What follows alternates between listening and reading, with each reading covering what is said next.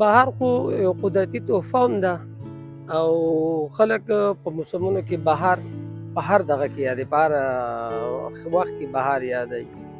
وایي چې په ژوند دې هر وخت بهار راشي. نو زموږ سوات خو هسې هم بهار دی، خو دا بهار یې بیا د ټولو نه ډېر خوږ او ښکلی پسرلی دی. دلته کې خلک هر قسمه بوټي خوښوي.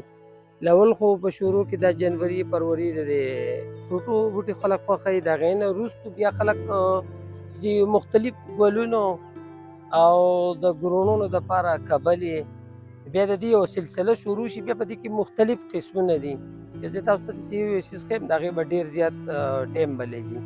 خو لکه ګلاب پکې سرپرست دي، د هغې نه وروستو بیا نور هم ډېرې ورایټیانې دي چې تاسو ته به زه د کیمرې په سترګو مخې ته وښیم. دا هر یو څیز جدا جدا.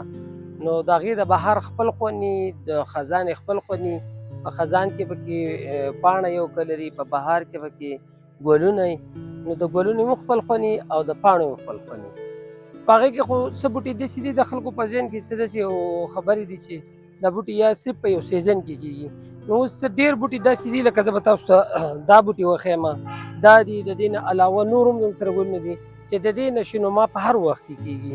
لکه په سپرلي کې دا بالکل تک شیني او په سپرلي کې بیا ګلونه هم شروع کړي او په خزان کې هم شیني. اوس مثال طور دا دي، دا اوس تش ډنډر خلکو ته ښکاري، دې ته هایډرینجیا وایي. د دې ډېر زیات ښکلی ګل وي. دا به دې کې بیا مختلف سپین، سره، زیړ، ګلابیان، مختلف کلر ګلونه یې پکې.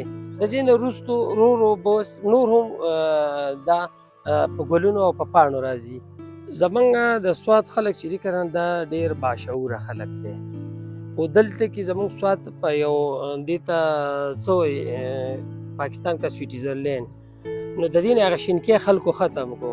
دلته کې موږ د کنکریټ یو ځنګل جوړ کړو د سیمټو په شکل کې. نو هغه موږ ډېر ښکلي کورونه بنګلې جوړوو، خو بوټو له پکې ډېر کمتر ځای پاتې کوو. نو موږ وایو چې یاره هر څوک کور جوړوي چې کم سے کم د یو بوټي دوه ځای چې د هغه دا ذهن پرې خوشحاله او هغه سهار باندې راپاڅي په شنو بوټو، په سرو ګلونو، په شین کبلې نظر لګي، هغه ډېر خوشحاله وي. نو زمونږ خلک په کورونو یا په حجرو کې اوس مخکې به په حجره کې خامخا چینار توت خامخا ولاړو. اوس زمونږ حجرې ډېرې ډېرې ښکلي شینکي له پکې موږ ځای نه پرېږدو. نو زما خو دې خلکو ته دغه چې هر قسمه بوټی چې هر یو بوټی خو چې صرف شینوالی څه نه څه شینوالی دا خلک خامخا په دیره په کور کې ولګوي. نو په موږ کې به شوق نور هم سیوا شي، زموږ بچي به هم د بوټو د شینوالي شوق کوي او خوشحاله به هم وي. بسم الله الرحمن الرحیم. زما نوم ثاقب شیر باچا دی. زه د وکالت سبق زده کوونکی یم. څنګه تاسو تپوس وکړو عرفان صاحب سپرلی، نو د سوات هر موسم او هره سیمه دا ښکلې ده. که په سوات کې بهار دی، که خزان دی، که سپرلی دی، دا هر موسم خپل احساسات کې ښکلوالی دی.